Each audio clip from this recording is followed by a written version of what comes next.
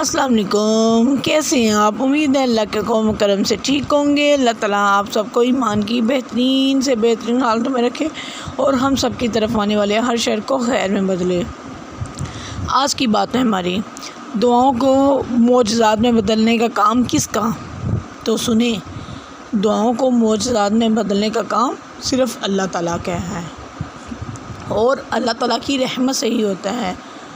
ہم انسان بعض دفعہ اپنی دعاؤں میں اتنی شدت سے ہم دعائیں مانگتے ہیں کہ اتنی شدت پیدا کر لیتے ہیں، لگتا ہے کہ پوری نہ ہوئی نا تو ہماری سانسیں ہی اٹک جائیں گی۔ کیوں نہ کہ کچھ دعائیں جو ہوتی ہیں وہ زندگی سے جڑی ہوتی ہیں۔ غم شدت پکڑ جائے تو آنکھیں جو ہوتی ہیں وہ خود بخود آسمان کی جانب اٹھنے لگتی ہیں۔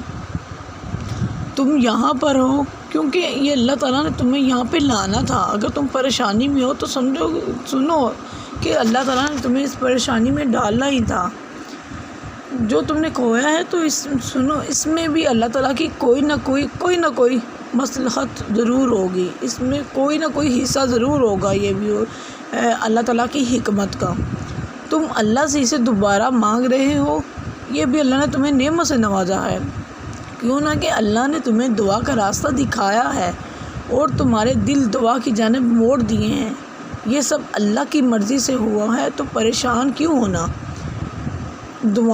اپنی دعاؤں کو معجزات میں بدلنے کا کام اللہ تعالیٰ پر چھوڑ دیں، بے شک وہ بدلنے والا ہے۔ تم تو صرف دعا کرو جو تمہارا کام ہے، اللہ کے کام کی فکر چھوڑ دو، کیوں نہ کہ وہ اپنے کام کو کرنا بخوبی جانتا ہے۔ اللہ تعالیٰ کو پتہ ہے کہ اس نے اپنے بندوں کو اپنی نعمتوں سے نوازنا ہے اور کب نوازنا ہے۔ بے شک وہ ہر چیز پر قادر ہے۔